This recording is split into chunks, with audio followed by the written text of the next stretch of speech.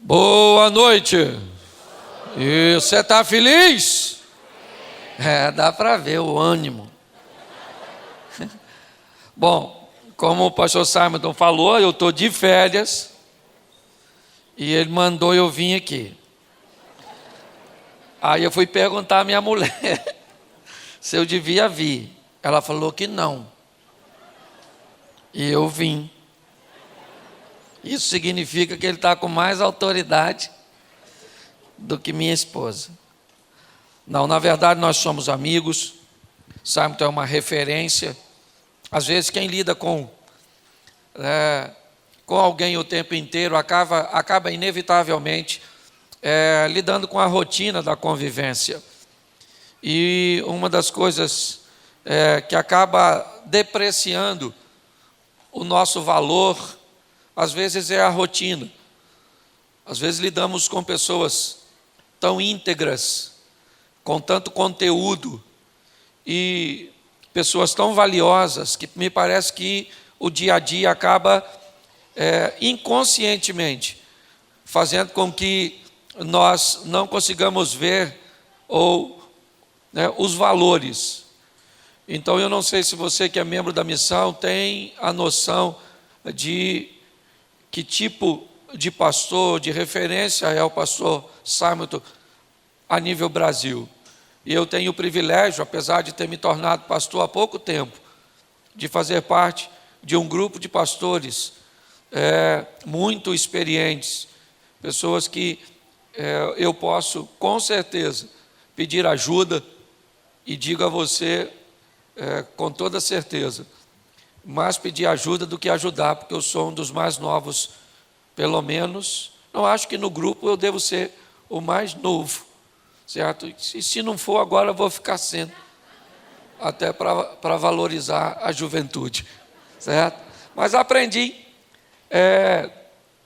com Deus a ser feliz, apesar dos dramas da vida, das adversidades, dos problemas, dos desafios, porque viver é extremamente desafiador, certo? A igreja, uma das funções da igreja, além de arrebanhar pessoas, prepará-las para levar o evangelho da salvação, da paz, da alegria, da esperança, eu acredito numa igreja que você, ao sair do culto, sai mais alegrinho do que entrou. E às vezes as coisas nem se resolveram, mas você recebeu uma dose, até porque a semana está começando hoje, e nós vamos precisar de forças para a caminhada. Então é um privilégio muito grande fazer parte dessa comemoração de 24 anos da missão. O Simon deve ter uns 60 anos de ministério, mais ou menos. Simon, tu ajudou Jesus a celebrar a primeira ceia. Não viu o dilúvio, mas pisou na lama. O cara está parecido com Highlander. Mas é muito legal. Bom, gente, se nós vamos falar da igreja, eu acho importantíssimo, primeiro, olhar para a história de Davi. Quando nós vemos Davi na sua casa, num determinado dia, idealizando uma casa para Deus. Ele mesmo diz: quando eu estava no conforto da minha casa, me veio à mente, estou colocando uma tradução, me veio à mente o intuito, o interesse de criar uma casa, de construir uma casa para Deus, onde a arca, a representação de Deus no Antigo Testamento, teria um local fixo depois do fim do tabernáculo e de toda aquela estrutura. O povo de Israel já estava estabelecido, não era mais um povo nômade. E agora, quando essa ideia surge, ele chama o profeta Natã e conversa com Natã, e Natã então diz a Davi: faça conforme tudo aquilo que está no seu coração. E Deus diz a Natã: não é Davi que vai construir uma casa. Se a casa é para mim, sou eu que escolho quem constrói. Sou eu que escolho como ela vai ser construída. Sou eu que escolho como as coisas vão ser. Então é muito importante nós entendermos que se queremos fazer parte da casa de Deus, quem manda na casa de Deus é Deus. E se você não está disposto a se enquadrar naquilo que Ele tem para a sua vida, Você vai ter que ficar um tempo a mais para que o Espírito Santo possa trabalhar no seu coração até que você esteja disposto a seguir essas regras. São desafiadoras porque elas irão lutar contra o nosso desejo. O desejo, muitas vezes, de andar de uma forma contrária ao que Deus quer. E assim que a casa foi construída por Salomão, e diga-se de passagem, né, com profissionais de alta relevância, materiais extraordinários, porque presta atenção, Deus gente, me perdoe falar, mas Deus é o maior barato, porque uma casa vai ser construída e ele diz: eu não quero barulho de nada na construção, não quero martelo, marreta, machado, não quero nada. Então como é que a gente constrói sem barulho? Tudo era beneficiado longe, e quando trazia era só para encaixar. Olha que coisa linda. Para que isso fosse feito, profissionais altamente preparados precisavam estar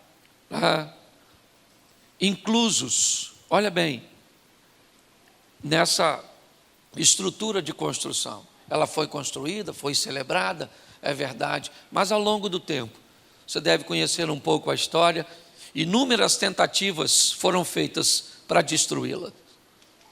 Quer babilônicos, assírios, tantas situações se envolveram ao longo da história para que a casa de Deus se fechasse, que a cultura helenista, que a força da administração romana, e quer tantas coisas que nós já vimos lutarem contra a igreja. E quando nós olhamos para tudo isso, todas elas caíram e a igreja ficou de pé, porque o dono da igreja é o Todo-Poderoso, o Senhor dos Exércitos. Então é preciso que você entenda que você faz parte de uma instituição inquebrável. Entendeu? Ah, mas estão se levantando contra a igreja, levanta a lei. Igreja é igual clara de ovo. Quanto mais bate, mais cresce. Então é importante nós entendermos, não tenha medo dos opositores. Nossa, pastor, a igreja está enfrentando perseguição. Se a igreja brasileira é perseguida, nós ainda estamos nadando de braçada. Então eu quero falar uma coisa para você, é o 24º ano da missão. E nós vamos levar desse culto hoje uma bênção também para nós, porque para a missão vai ser o melhor ano dessa igreja, certo? E para a nossa casa, nossa família também será o melhor? Posso ouvir um amém? Amém. Então é isso aí, certo? A igreja, ela permanece. Você vai passar, o sábado daqui uns dias morre, eu também morro, e a igreja continua, entendeu? Você já viu gente que pensa que a igreja não funciona sem ele? Só falta ele vir aqui e falar: louvado seja eu. Se você morrer, a igreja continua. Esse dia eu fiquei muito chateado lá na igreja, foi aniversário da igreja, e eu perguntei: gente, se eu morrer hoje, você vem no culto no próximo domingo? O pessoal falou: vem. Eu falei: sério? Vocês vão continuar vindo na igreja mesmo depois de eu morrer? E eles falaram: vão. Fui para casa triste. Porque a igreja é maior do que você. Então, enquanto você estiver aqui, contribua, trabalhe, se dedique, certo?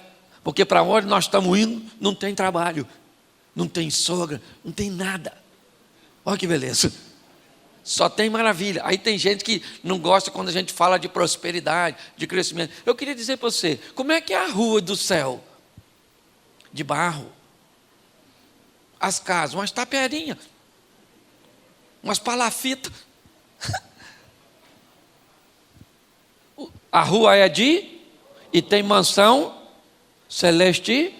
Então, querido, o que a igreja nos ensina é trazer a cultura dos céus para a terra. A Bíblia tem duas preocupações sérias. A primeira, eternidade. Quando passar isso aqui, você vai para onde? Não sei. Então procura saber, porque depois que for, lascou. Entendeu? Ah, pastor, não acredito no inferno. Para entrar lá não precisa de fé. Chega lá e fala: ih, Satanás, caraca, maluco. Tu existe, ele vai falar: muito prazer. Chará do Lúcifer que tu assistia. Senta nessa cadeira pegando fogo que já vou te atender. Certo? Porque eu aprendi uma coisa, a salvação é para todos, mas não é para todo mundo. Porque tem uma turma que não está a fim de ir. Aliás, tem umas pessoas tão desafiadoras que se o Satanás me pedir referência, eu recomendo não levar. Você está rindo? Tem umas pessoas que se o diabo falar, vou levar para o inferno, se perguntar tu, você fala, tem outro lugar para mandar? Se tiver, manda para o céu, porque Deus é mais poderoso que tu. Aqui vai dar divisão, certo? Então, os desafios. Nós precisamos entender que há um propósito na casa de Deus. Fazer com que nós valorizemos, em primeiro lugar, a vida eterna. No princípio criou Deus os céus e a terra. Buscai primeiro o reino de Deus e a sua. É assim que funciona. O céu vem primeiro. Então não tem nada mais importante que a sua salvação. E ela sabe onde ela está? Em Cristo Jesus. Sua salvação está em Cristo Jesus. Amém. Isso aí. Ok? É isso que nós precisamos saber. Mas a Bíblia tem uma preocupação muito grande com a nossa vida aqui na terra. Até porque mais da metade dos mandamentos só fala de relacionamento interpessoal. Honra teu pai e tua mãe. Certo? Não dirá falso testemunho, não matarás, não cobiçarás nada dos outros. Certo? Não adulterarás. Ou seja, nós vemos na Bíblia uma grande preocupação da nossa vida aqui na terra. Ou seja, nós temos que aprender na casa de Deus como nós vamos nos relacionar com as coisas deste mundo. Por quê? Porque inevitavelmente também é uma forma de evangelizarmos, conduzindo a nossa vida de uma forma excelente aqui na terra. Quando nós oramos o Pai Nosso, venha o teu reino. É trazer os céus para a terra, ou a cultura dos céus para a terra, para que possamos viver aqui de uma forma extraordinária, prósperos, porque ser rico é ter muito de uma coisa só, ser próspero é ter o suficiente ou mais do que suficiente de tudo aquilo, né, que é necessário para que sejamos felizes. Então a palavra que ardeu no meu coração hoje para compartilhar com você é vista ou visão. Você resolve como você vai viver. Ao longo de toda a história, a igreja vem buscando fazer com que pessoas consigam muito mais do que visualizar com seus olhos. E eu falei um pouco hoje isso de manhã. É conseguir capturar a visão, é o entendimento, a maturidade mental, que faça com que cada um de nós venhamos a entender o ambiente cujo qual nós estamos inseridos e a missão cuja qual nós viemos aqui para realizar. Porque muitas pessoas passam por essa vida sem saber quem são, porque a identidade está altamente atrelada à missão. Quem não descobre o que veio fazer corre o risco de não descobrir nunca quem é. Ter crises de identidade.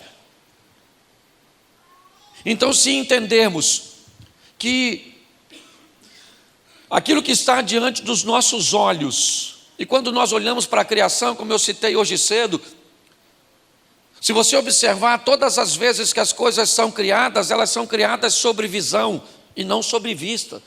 Elas não existem, mas Deus chama a existência como se elas já existissem. Mas no final de todo o texto, a vista supervisiona a visão. E fez o Senhor, e disse Deus, haja luz, e fez Deus separação, e fez isso. Mas quando termina, diz, e viu Deus que era bom. A visão fazia acontecer, mas a vista trazia a supervisão da visão. Nós precisamos entender que se conseguirmos estabelecer um estilo de vida, onde nós vamos agir pela visão, acreditando que apesar de todas as adversidades, de todos os problemas e de todos os obstáculos que estarão ao nosso redor, e não se iluda, eles estarão lá.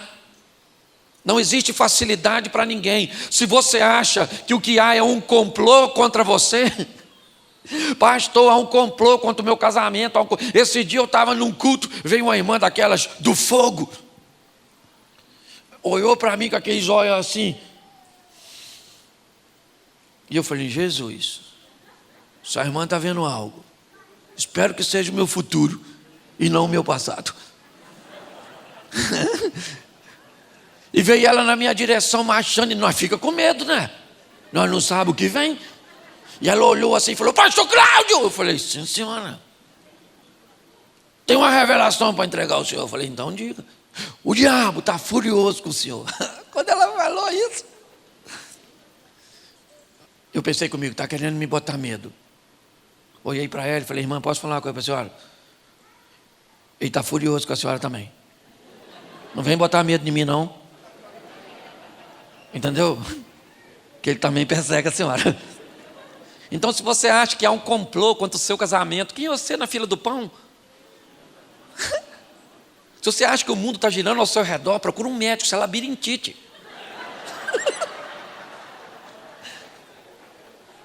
Você consegue entender? Quanto mais rápido você capturar a visão, a entender que você está inserido num processo, que você faz parte dessa engrenagem, e que você tem que o mais rápido possível se despertar para desempenhar a sua missão, isso vai ficar mais fácil. Então amplie. A Bíblia diz, abra aí, como diria um bom assembleano, para não ficar só nas minhas palavras. Também conheço. Mateus capítulo 6, verso 22 e 23. Diz assim: a candeia do corpo são os olhos, de sorte que se os seus olhos forem bons, todo o teu corpo terá luz. Você achou ou não, né? Tem gente achando ainda. É Mateus. Desculpa. Mas está aqui, ó. Isso. São os olhos a lâmpada do corpo. Se os teus olhos forem bons, todo o teu corpo será. Vamos lá. Se os teus, são os olhos a lâmpada do corpo. Se os teus olhos forem bons, todo o seu corpo será luminoso. Se porém os teus olhos forem maus, todo o teu corpo estará em trevas. Portanto, caso a luz que há em ti sejam trevas, que grandes trevas serão. Feche os seus olhos. Senhor nosso Deus e Pai, continua falando conosco. Muito obrigado por tudo aquilo que o Senhor tem feito neste lugar, ao longo de todo este tempo, desde o primeiro dia, ó Deus, que a missão estava lá embaixo ainda, nascendo num embriãozinho, e hoje aqui ela está, porque a tua boa mão poderosa tem agido, tem cuidado, tem protegido. Então continua neste lugar, ó Pai, é o que nós te pedimos, e fala conosco, ou continua falando, em nome de Jesus, amém, glória a Deus, amém? Preste atenção. Eu já falei disso aqui uma vez, mas eu preciso ajustar com vocês. A Bíblia está dizendo que os olhos, eles são a candeia do corpo. Se os nossos olhos forem bons, nós vamos levar o nosso corpo, a nossa vida, a nossa história para a luz. Se os nossos olhos forem maus, nós vamos levar a nossa vida, os nossos negócios, a nossa família para um ambiente tenebroso, é o que a Bíblia está dizendo.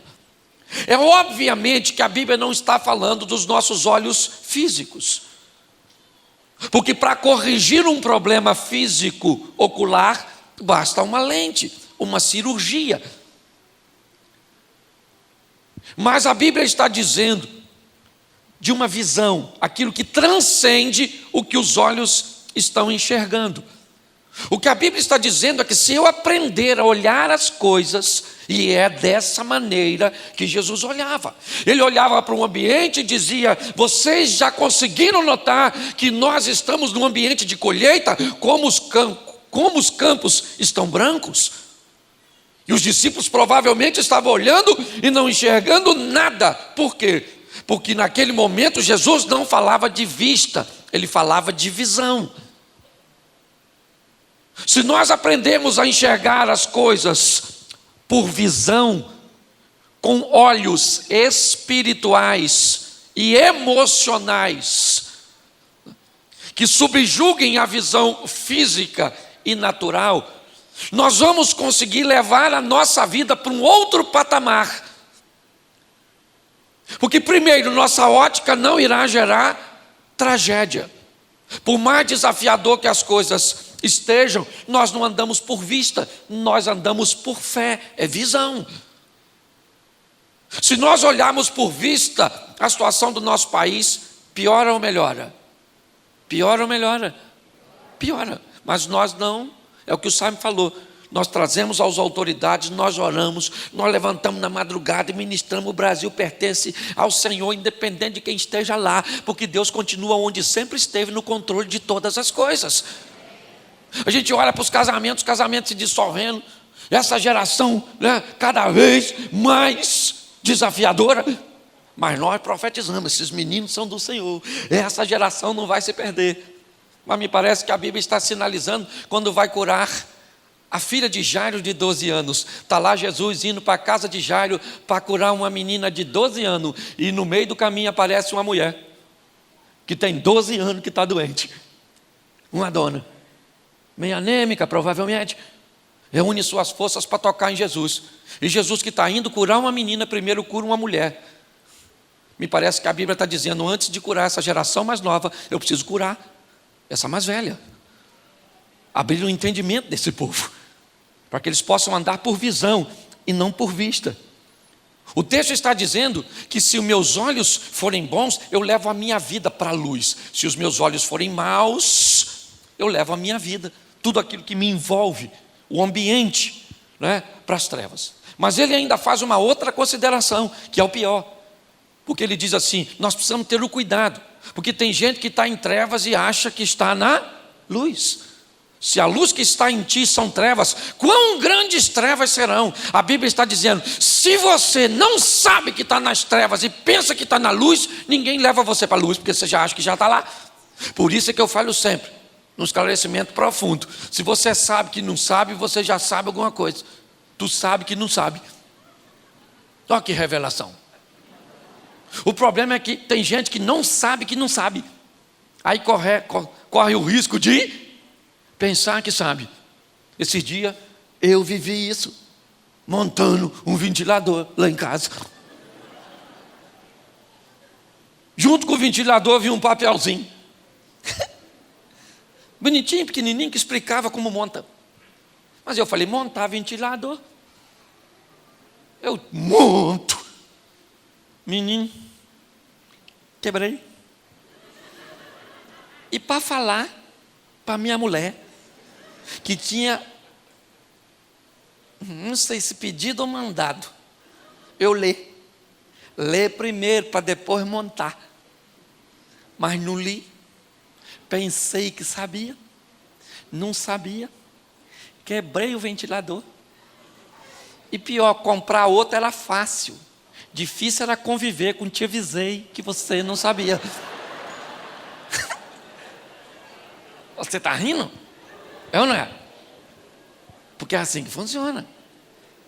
Então tem gente que você não consegue nem levar ele para a luz, porque ele já acha que está lá, não consegue enxergar que está em trevas.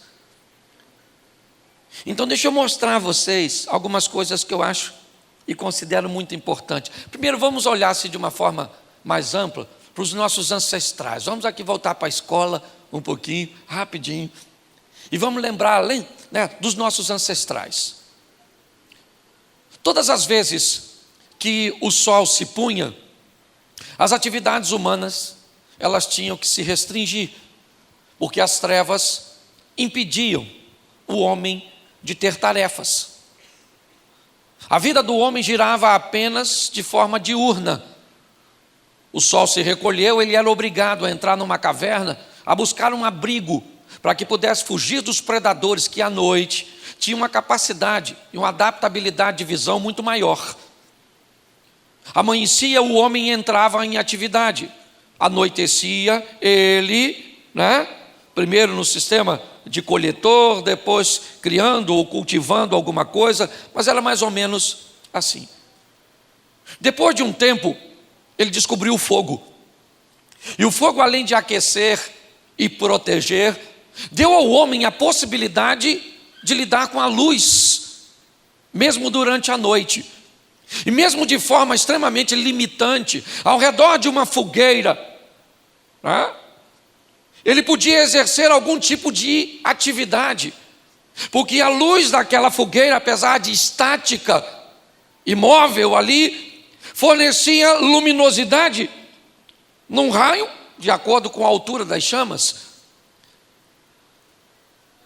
Mas, com o tempo, o homem descobriu que se colocasse algumas fibras naturais ou couro num pedaço ou num bastão, ele podia criar e embebedá-lo ali, molhá-lo. Num betume, por exemplo, ele teria uma tocha. Uma luz que saía da fogueira e ia para a sua mão. E dava a ele a mobilidade, a facilidade de romper as trevas. Dava a ele a possibilidade de ir um pouco mais além. Enquanto a luz daquela tocha durasse, ele podia ir rompendo as trevas. E a luz da tocha dava a ele a possibilidade de vencer as trevas, certo? De romper. Lâmpada para os meus pés é a tua palavra, e luz é para o meu caminho. Depois de um tempo, ele descobriu o combustível, o azeite, a lâmpada. E agora o estilo de vida do homem muda. E ele descobre que enquanto ele tiver combustível, ele terá luz. E enquanto terá luz, ele conseguirá romper as trevas. Pastor, o que você está querendo dizer? É que nós temos aqui 3 níveis de vida que o ser humano resolve viver. Ou melhor, 4. Alguns resolvem viver numa escuridão total, abrindo mão de tudo, vivendo uma vida extremamente limitante, não enxergando basicamente nada. Outros já conseguem viver com uma luz pequena, branda, mas é alguma coisa que os satisfaz. Outros já conseguiram uma tocha e conseguem ir um pouco mais adiante. Em todas as áreas da vida, tem gente que vive casamentos extremamente obscuros. Tem gente que vive casamentos e relacionamentos ao redor de uma fogueira, com um prazer extremamente limitado, uma satisfação e uma comunhão extremamente restrita. Outros já conseguem ir um pouco mais além, mas já existe hoje aqueles que aprenderam o que é o combustível. E de posse desse combustível, eles vivem o extraordinário, o sensacional, o incrível. Nós estamos vendo que me parece que a proposta é para todos. A única coisa que nós vamos fazer é decidir que estilo de vida nós queremos ter. Se estar envolto a uma fogueira te satisfaz, viva dessa forma limitante. Só pare de criticar aquele que resolveu ir além. E se você está satisfeito indo além, não prive a pessoa e não force-a a sair de onde está para viver o que você está vivendo. O que nós estamos aqui é apenas transmitindo a você uma visão, para que você consiga entender que tem vida abundante. Jesus disse: eu vim para que tenham vida e a tenham em... E quem não quiser viver, glória a Deus, fica nessa vidinha e depois vai para o céu. Louvado seja Deus. Agora, se você deseja viver o incrível, sensacional, o extraordinário, também tem para você, e isso não é pecado. Que isso fique bem claro para todos. Então eu quero te mostrar aqui, rapidinho, algumas coisas que eu acho primordial nesses camaradas que resolveram viver uma vida debaixo de visão. Vou usar alguns textos rapidinho. Gênesis capítulo 12, verso 1. Se puder colocar para mim aqui, me ajuda aqui todo mundo. 12:1 de Gênesis. Gênesis capítulo 12, verso 1. Ora, disse o Senhor a Abrão: sai da tua e da casa de teu e vai para a terra que... Presta atenção. Abraão está recebendo um chamado, sim ou não? Debaixo de vista ou de visão? Vista ou visão? Visão. Você vai para uma terra que eu te mostrar. Ele está vendo? Mas ele foi. Esse dia eu falei isso com minha mulher lendo esse texto. Você podia ser igual a Abraão. Eu chamar você e você ir, sem perguntar para onde. E ela falou, isso é fácil, Cláudio, é só você ser igual a Deus. Aí eu falei, então vamos deixar do jeito que está. Certo? Ele sai debaixo de uma visão, sim ou não? Sim ou não? Sim. Ele não sabe para onde vai, mas ele está, porque Deus está indo à frente. O Abraão é o pai da fé, e não só por isso. Para mim o cara é pai da fé porque fez um filho com 100 anos, numa mulher de 90. Um cara que com 100 anos pega uma dona de 90, ele é o pai da fé, do fado, do fi, do abecedário todo, certo? Mas ele sai debaixo de uma ele sabe para onde vai? Ele deixa tudo para trás, sim ou não? E lá vai o Abraão, pela visão e não por vista. O tempo foi passando, e Deus disse para ele, debaixo de uma visão, que ele seria pai de uma grande nação. Olha só. Aí primeiro ele leva o sobrinho com ele. Lembra do sobrinho? O Lozinho? Pois é. Por quê? Porque a Sara era estéril, ele estava arrumando uma maneira de tentar resolver o problema. Não deu certo. Um dia, a Sara, coitada, que também estava na visão, mas também já estava misturando visão com vista, olhando para a carcaça dela. Como diria a Cassaela, já não era mais uma garotinha. Certo? Olhou. O costume das mulheres já tinha passado, a menopausa já levou tudo da Sara. Sara falou, como é que nós vamos resolver? Você é mãe de uma grande nação, Abraão nessa idade, eu também já estou virando o cabo da Boa Esperança. Tive uma ideia. Vou pegar Agar, a egípcia, para deitar com Abraão. O que é isso? Vista ou visão? Vista. Porque às vezes tem época da nossa vida que nós vivemos embaixo da visão, mas quando as coisas dificultam, é fácil a vista tomar o primeiro lugar. É só as coisas dificultarem que nós corremos o risco de perder a visão, ou de ter a visão comprometida. Agar virou para Abraão e falou, Abraão, deita com a... Sara virou para Abraão e falou, deita com a Agar aí, meu filho, para ter um filho com ela. Eu te garanto que a Agar devia ser uma garotinha nova, que era para gerar um filho. Eu imagino o Abraão olhando para Sara, olhando para Agar.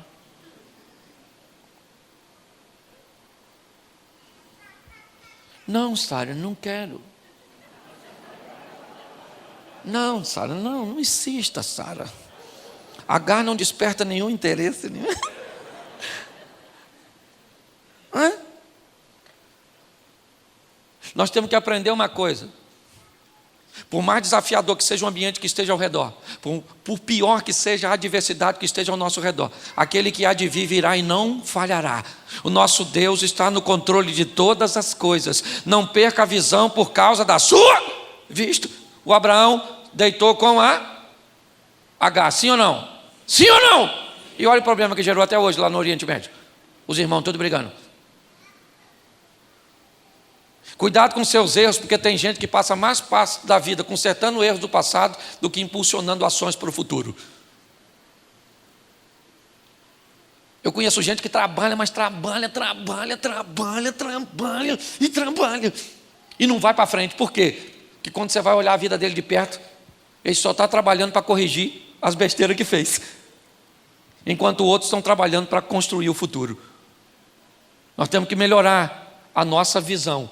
Nós vemos aqui o pai da fé saindo realmente debaixo de uma visão, mas no meio do caminho, certo? A vista comprometeu a visão. Cuidado com isso, certo? Deixa eu te mostrar outro texto aqui, certo? Hebreus 11, 27. Hebreus 11, 27. Pela fé ele abandonou o Egito, não ficando amedrontado com a cólera do rei, antes permaneceu firme como quem vê aquele que é, quem vê aquele que é Esse texto fala de Moisés. E aqui ele está debaixo de vista ou de visão? Vista ou visão? Visão. Ele obedece a Deus, certo? Como alguém que consegue ver o invisível.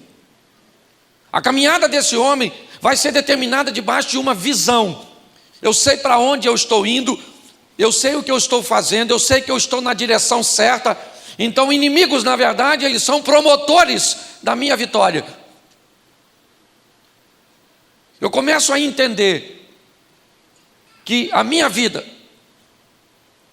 esse ano, dia 11 de janeiro, eu fiz 29 anos de casado. Em 1992, eu fiz duas coisas que mudou a minha história para sempre. Primeiro, eu me casei. E casei para sempre. Entendeu? Porque casamento é vitalício. Sabe o que é vitalício? É até a morte. Eu quero ir com minha mulher até o último dia de vida, de preferência dela. Eu quero ir. Casamento é um negócio que você vai na alça ou no caixão. Eu prefiro ir na alça, lógico. Fazer minha mulher sofrer, gente, que vai ser dela sem mim. Certo? Mas em 1992 eu também fiz outra coisa sensacional. Eu me converti.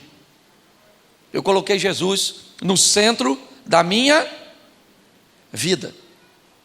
E aí comecei a pregar. Isso que eu quero que você entenda. Meu pai era diácono da Assembleia de Deus. Isso há quase 40 anos atrás. Sabe? Eu ia nos cultos com ele de vez em quando. Eu não tinha me converti em 92, mas eu manguaçava, porque minha família toda bebia. Era parente do Eucana. Nós bebíamos mesmo, bebia. E quando eu bebia, eu chorava nos cultos, sabe? Chorava. E eu via aqueles preletores do fogo, que era na Assembleia de Deus, naquela época. Lembra? Umas irmãs com as antenas assim, ó, cheia do poder. Uns irmãos, uau! Os caras pregavam assim. Parece aqueles carros que você bota a segunda e vai daqui até no Rio de Janeiro. E aquilo era maneiro, não estou criticando não, é o maior barato. Certo? Eu vi muito aquele ambiente. E aí eu ficava maravilhado, vendo aquele povo chorando, e aquela coisa, e eu falava assim, mas o dia que eu me converter, gente, um dia eu vou me converter, ô Jesus, muda a minha vida. Eu vou pregar assim, gritando, e o povo sentindo a presença de Deus, chorando, uns caindo no chão, e bola de fogo, caneta de fogo. Menino, me converto em 1992 e começo a pregar. E um ri daqui, outro ri dali. Acabava o culto, o pessoal falava, quase morri de rir. Eu falava, não, eu quero você chorando. Ia convidar os preletores, sabe como é que convidava? Vai lá na igreja, que hoje vai um homem de Deus poderoso, profeta. Vai lá na igreja, menino, vai um cara engraçado pra caramba. É quase um palhaço, mas um cara bom, gente boa. Pense na dor que dava no meu coração.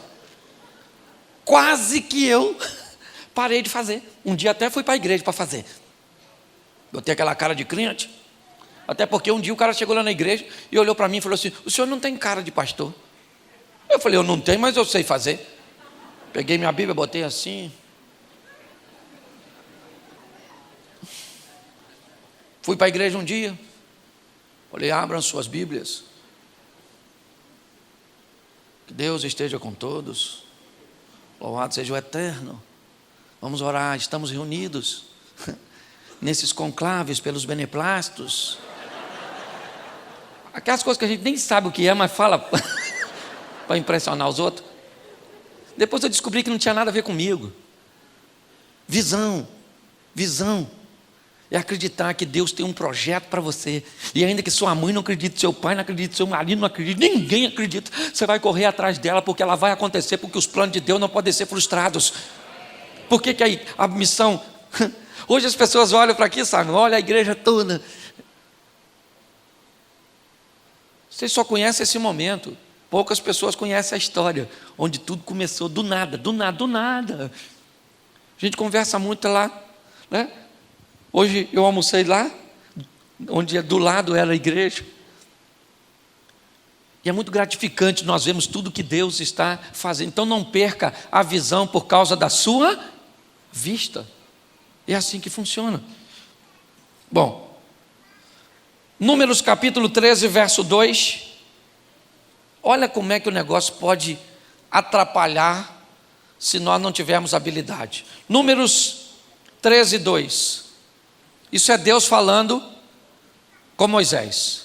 Envia homens que espiem a terra de Canaã, que eu hei de dar aos filhos de cada tribo de seus pais, enviareis um homem, sendo cada qual príncipe entre eles. Presta atenção o que Deus está falando com Moisés. Deus falou: Moisés, chega aí.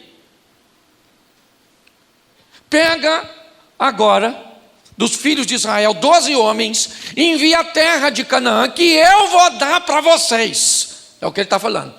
Prometi aos pais de vocês, e eu vou dar por visão. Certo? Então, você vai enviar, e esses homens precisam ser relevantes, príncipes.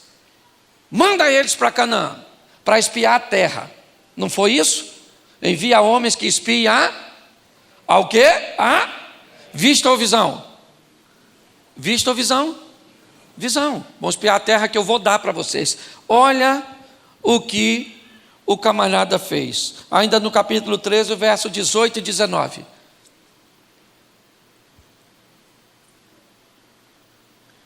Lê para mim.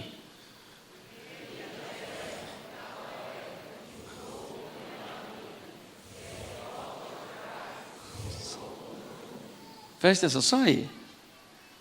Veja ou vede foi isso que mandou? Deus mandou olhar, sim ou não? Sim ou não? Vai lá dar umas piadas na terra. Veja o povo que nela, se ele é forte ou, se são muito ou. Bota o versículo seguinte, 19. Qual é a terra em que habita, se é boa ou má? Quais são as cidades em que habita, se em arraiais e fortaleza? E o verso 20. Põe o 20, por favor. Também qual é a terra, se é estéril ou não, se nela há matas ou não, certo? Preste atenção. Deus falou o quê? Vocês vão lá espiar a terra. Aí, olha o que o Moisés falou com a turma dele. Vão lá e dão uma olhadinha. O povo que está lá, se é forte, se é fraco, se é muito, se é pouco. Deus mandou olhar para o povo.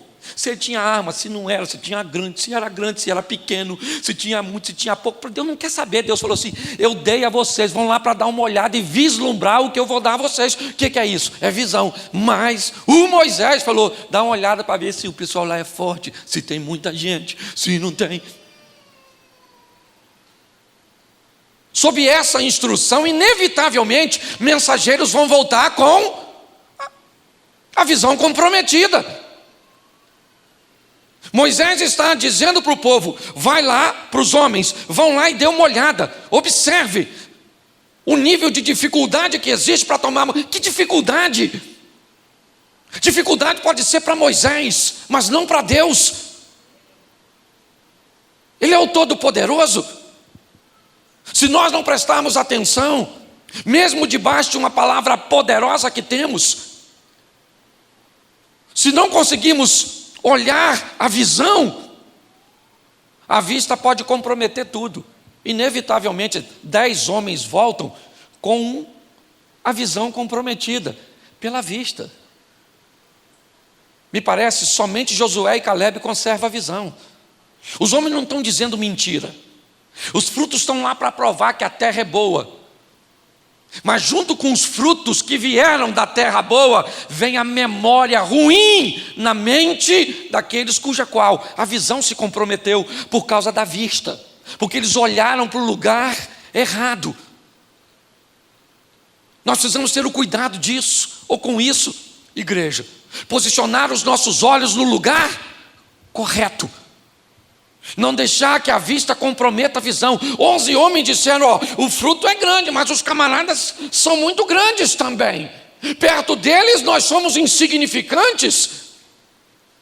A terra é boa, mas nós não vamos conseguir tomar posse dela. Josué e Caleb diz: então não é assim que funciona. O que é isso? Não, Deus nos prometeu, Ele vai nos dar. Mas nós estamos vendo a maioria comprometendo a visão por causa da vista. Esse é um grande alerta que precisamos observar, entender. Se deixarmos a nossa visão se contaminar, inevitavelmente, nós vamos comprometer toda a missão, tudo aquilo que viemos fazer. Mantenha a visão. Deus te prometeu, sim ou não? Em Cristo somos mais do que vencer? Somos ou não somos? Somos ou não somos? Então a nossa casa vai vencer? Amém? Isso aí, nós vamos vencer, nós vamos ser vencedor.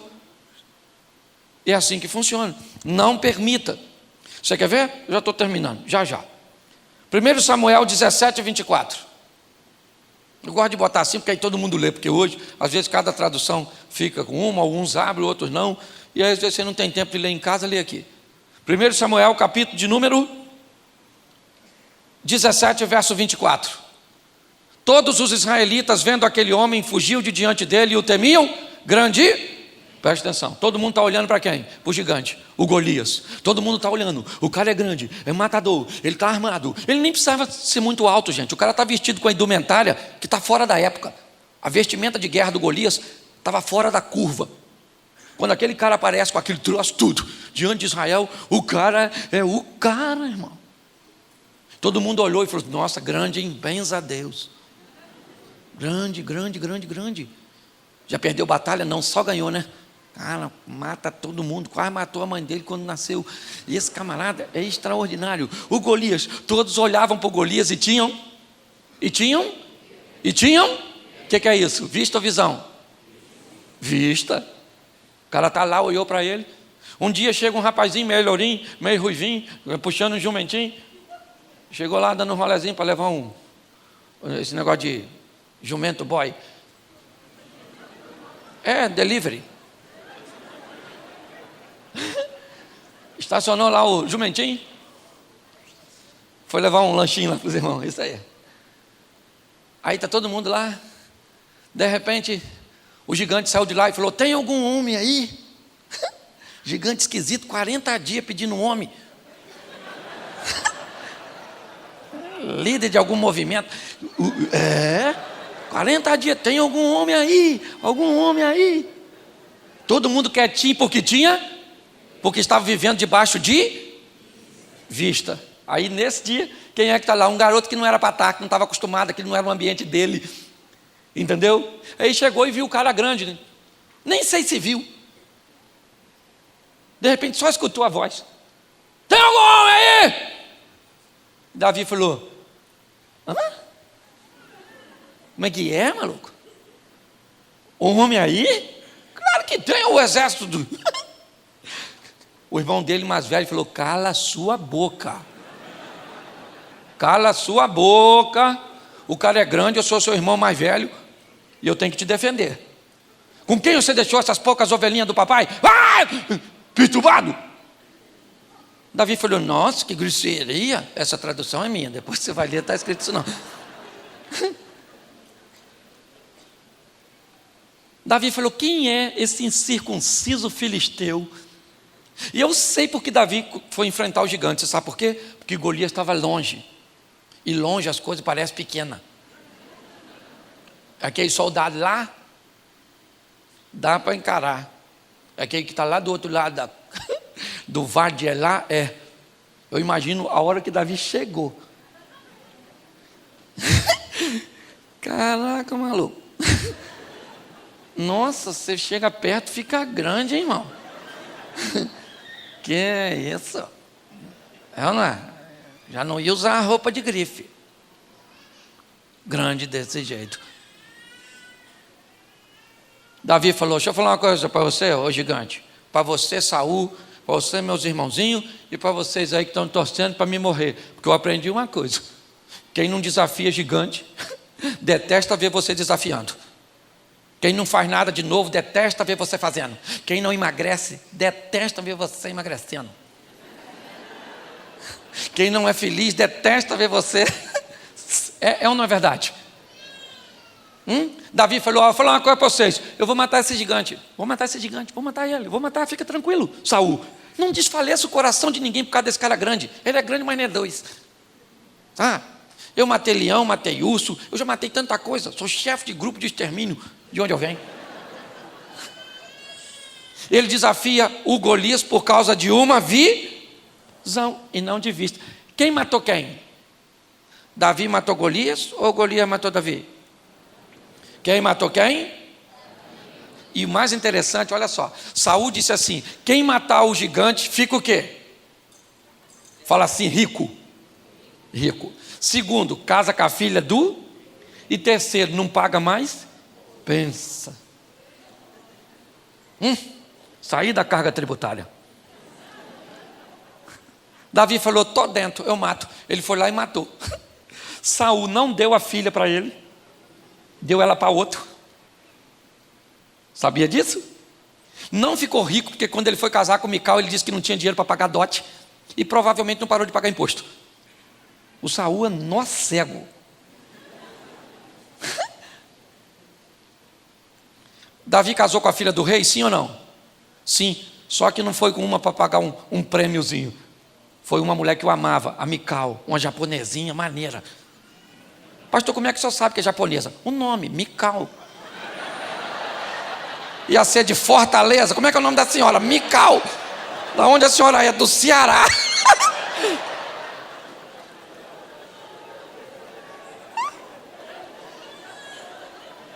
É ou não é? Ele casou com a filha do rei, sim ou não? Ele parou de pagar imposto, sim ou não? Claro que parou, ele agora é o rei, os outros que estão pagando imposto para ele. E ficou rico, sim ou não? E porque Saul tentou sabotar o que Deus tinha para Davi.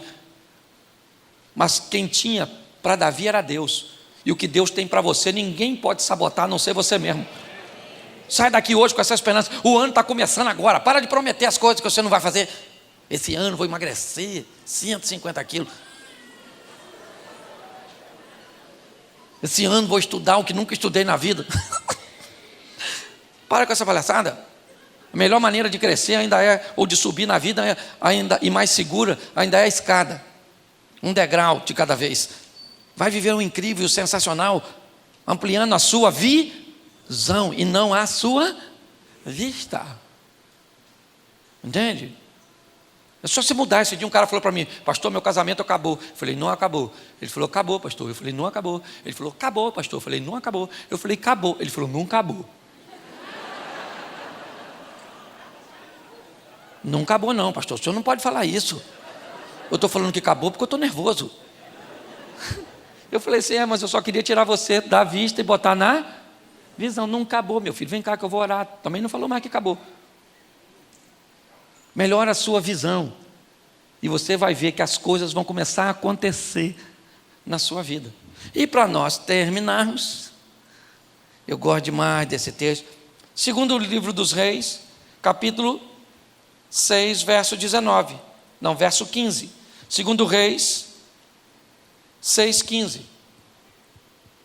Tendo se levantado muito cedo o moço do homem de Deus e saído, eis que tropas, cavalos e carros haviam cercado a cidade. Então o seu moço lhe disse: ai, meu senhor, o que faremos? Preste atenção, a casa de Eliseu está cercada em Dotã do exército dos arameus.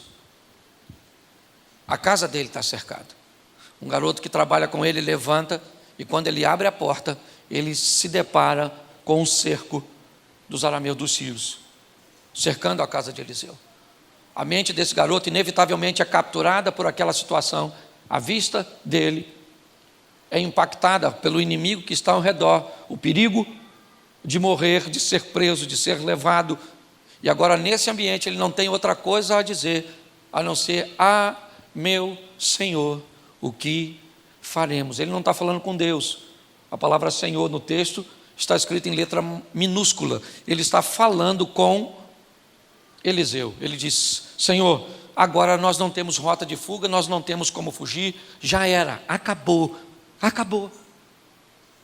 Quando nós olhamos para esse texto, nós vemos o que a vista pode fazer em determinados ambientes e momentos da nossa história. Hoje você está desempregado, hoje você está vivendo uma crise, ou se não está vivendo hoje, certamente amanhã você vai viver. Talvez alguns aqui nesse momento, a palavra seja um ambiente de terapia para você, de tratamento, mas talvez seja uma prevenção, para que você hoje se abasteça de algo que você vai utilizar amanhã para lidar com o seu momento de adversidade. Esse garoto, o que ele está vendo é um ambiente sem rota de fuga, sem saída, não tem saída. É isso que a vista está dizendo para ele. Mas muito mais do que um garoto que está amadurecendo, né, no que diz respeito à vista, ele tem uma companhia. E no verso 16, ele respondeu: não temas, porque mais são os que estão conosco do que os que estão com eles.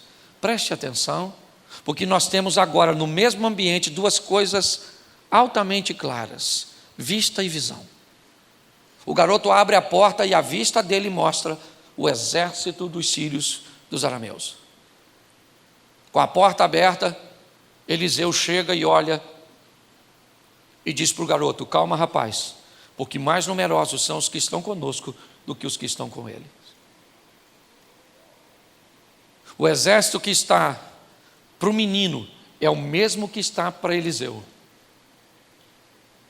Eliseu tem a mesma vista do menino.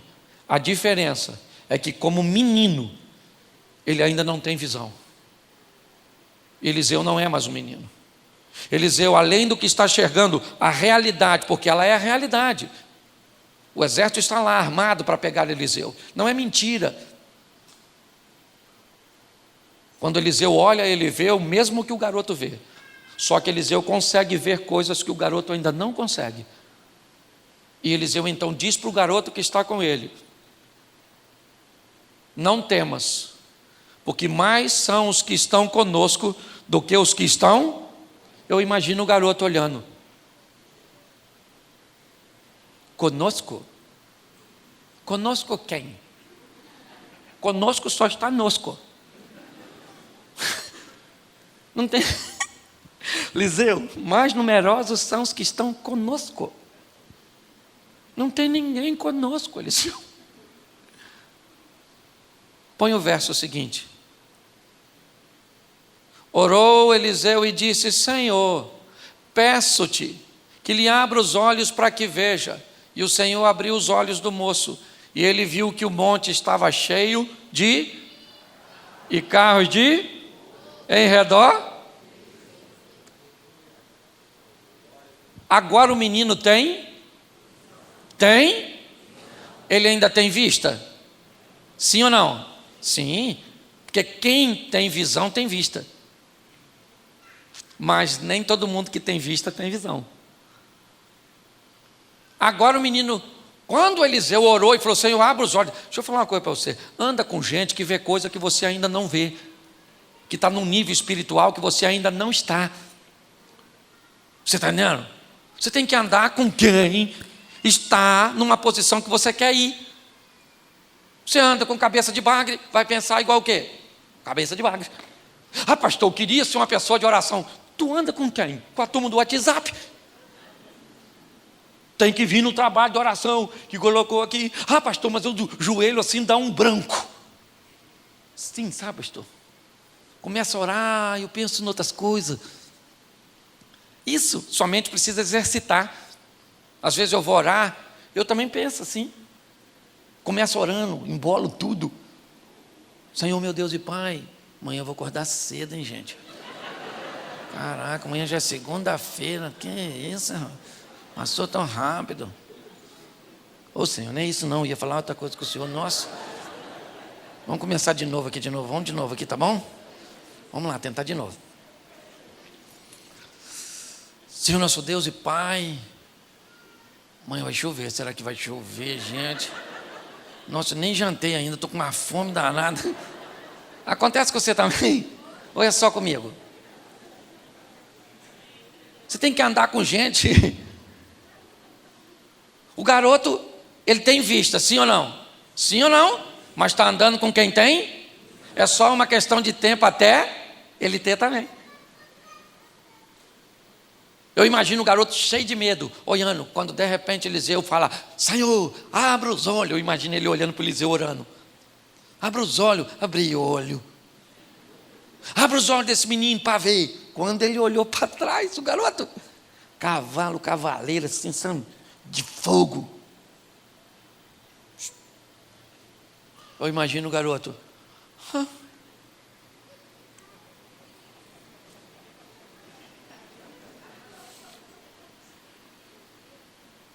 Calma, Eliseu. Calma, Eliseu. Tudo sob controle, Eliseu. Entendeu? Tudo tranquilão, Eliseu.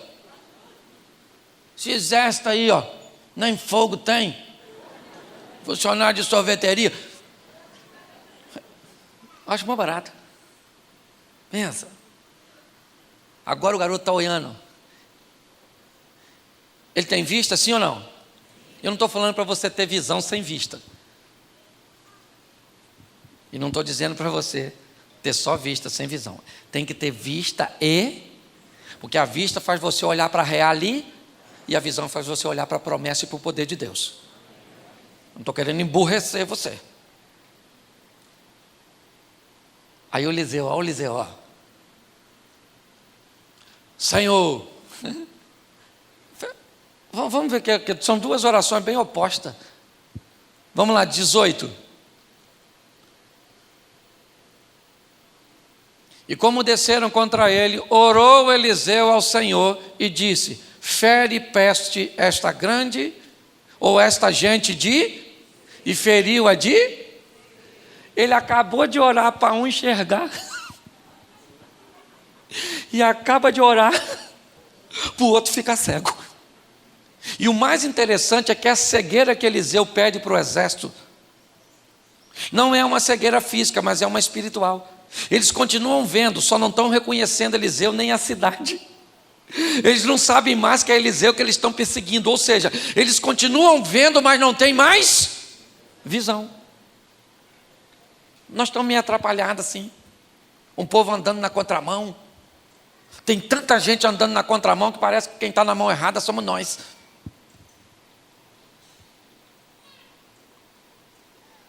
É importante você conservar a visão. A visão. É para isso que a igreja está aqui. Para colocar na sua cabeça a visão. Visão. Qual é a visão? A visão é que Deus enviou seu Filho para morrer por nós, sendo nós ainda pecadores. A visão é que Ele é único e suficiente Salvador. E a visão é que nós temos uma missão. Qual é? Replicar aquilo que aprendeu. É isso. Deus pega uma menina e leva para a Síria e muda a história do comandante do exército. Deus pega um rapazinho e leva para o Egito e o transforma num governador. Deus pega uns moleques, uns garotos e leva para a Babilônia. Por quê? Porque Deus quer seus servos mudando a história dos lugares onde eles chegam. Saia daqui para mudar os ambientes onde você estiver. Eu queria que você ficasse de pé nesse momento. Eu quero orar por você. Mas eu preciso que você feche seus olhos. E pode fechar, que ninguém vai pegar nada seu. Eu sou carioca, baixada, mas vim em missão de paz. E ainda sou flamenguista, o que é pior. Carioca, flamenguista, meu Jesus do céu. Certo? Mas pelo menos não sou vascaíno, né? Não ando caindo pelos cantos. Feche seus olhos, feche. Senhor, muito obrigado. Muito obrigado por aquilo que o Senhor está fazendo nessa casa. Uma casa de oração, uma casa de palavra, uma casa de comprometimento com o próximo, uma casa de alegria. Continua agindo, movendo, ó Deus, e que essa casa esteja de pé até o dia do teu retorno, ó Deus, preparando vidas para mudar outras vidas, ensinando o caminho da cruz, ó Pai, treinando pessoas piedosas. Muito obrigado, ó Deus. Nós só temos a te agradecer. Como disse o salmista, que darei eu ao Senhor por todos os teus benefícios? A única coisa que eu posso fazer é tomar o cálice da salvação. é reconhecer. Em nome de Jesus, de olhos fechados. Eu não sei como você entrou aqui. O culto está acabando. Pastor Simon não pode ir com você. Eu também não posso. Mas tem alguém aqui neste culto que pode. Esse alguém é o Espírito Santo de Deus. Talvez você está por essa cidade de passagem, num período de férias, mas hoje procurou a igreja, uma igreja, para que você pudesse participar. E talvez você esteja afastado dos caminhos do Senhor. Eu não sei qual é a sua situação. Eu só queria fazer um apelo. Quem trabalha nessa igreja é Deus e o Espírito Santo. Ninguém quer te constranger. Mas em nome de Jesus, se a vista atrapalhou a sua visão e você acabou se distanciando, Deus está te dando uma oportunidade nessa noite.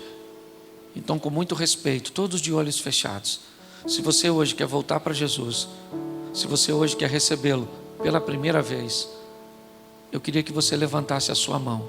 Se tem alguém, eu quero orar por você. Só se tiver. Se tiver, levante a sua mão. Tem uma pessoa ali. Tem mais alguém? Lá na galeria tem alguém? Se tiver, faça um sinal. Tem lá. Eu sei que eu estou em cima da hora aqui, mas você poderia descer para eu orar por você? Você poderia vir aqui? Você que está levantando sua mão, com muito respeito, eu gostaria de ministrar sobre você. Saia do seu lugar agora e vem aqui. Eu quero orar, já traga as suas coisas, o culto já está terminando. Para você que está em casa, muito mais do que procurar uma igreja próxima à sua casa, procure uma igreja mais próxima da sua Bíblia.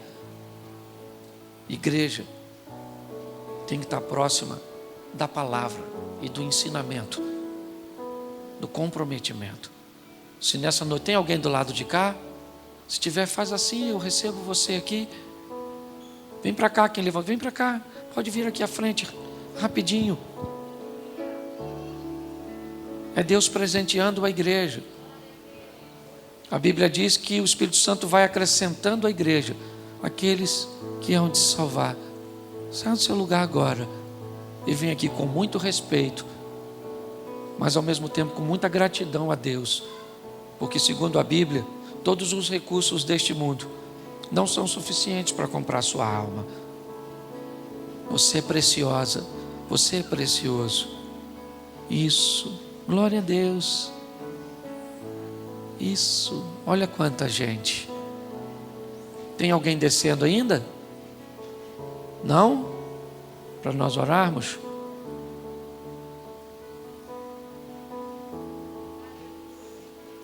Bom, se você me acompanha, você sabe que eu sou extremamente respeitador. Eu não vou falar para você que Deus está falando comigo aqui,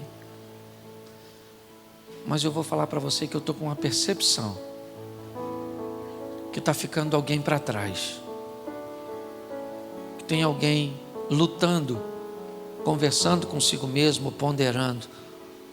Eu queria dizer que todas as cadeias são quebradas, todo jugo é quebrado, e você é livre para tomar essa decisão agora, em nome de Jesus. A igreja tem autoridade, o que a igreja liga na terra é ligado nos céus, amém, igreja? Então, se essa é a sua noite, levante sua mão e eu te espero aqui e te recebo, em nome de Jesus. Tem mais alguém? Ah, pastor, eu estou sem forças para ir. Você está sem força para ir, para vir? Levante a mão e eu vou aí te buscar. Tem alguma coisa te prendendo? Tem alguém? Tem alguém? Não? Cadê? Isso, vem para cá. Não está completo sem você. É isso. Isso. Glória a Deus. Glória a Deus. Olha quanta gente. Você não podia ficar para trás, irmão. Hoje. Glória a Deus. Deus é bom. Deus é bom. Pastorzão, olha o que Deus presenteia. Amém. Confirma. Que Deus continue te usando, te dando muita saúde irmão, nessa caminhada. E eu queria que você, antes do pastor Simon orar, você aplaudisse a Deus e glorificasse o nome do Senhor. E o pastor Simon vai estar orando por vocês. Aleluia. Aleluia. Se você quer conversar com a gente depois, mesmo você não tendo vindo até aqui, por aquela porta lá você marca um gabinete, você marca, conversa o que precisar e a gente vai agendar. Tem uma equipe nossa por aquela porta ali, nas outras portas não, mas na Infodesk está funcionando ali, tem uma lembrança para os visitantes e a gente está aí para ajudar. E eu quero, antes de orar, aproveitando esse momento também que oramos pelas autoridades e formadores de opiniões na nossa cidade. Chegou aqui também o deputado Neucimar Fraga, Deus abençoe, querido. Eu quero dizer que a vista é Vila Velha, a visão é Vila Nova. Assim como na vida de vocês, talvez a vida de vocês, a vista é uma vida velha, mas vocês vão sair daqui agora com uma nova visão, vida nova. E se perguntarem assim, onde vocês moram? Você fala, vista ou visão? Se a pessoa falar, por quê? Porque pela vista, eu moro em Vila Velha. Agora, pela visão, eu moro numa Vila Nova.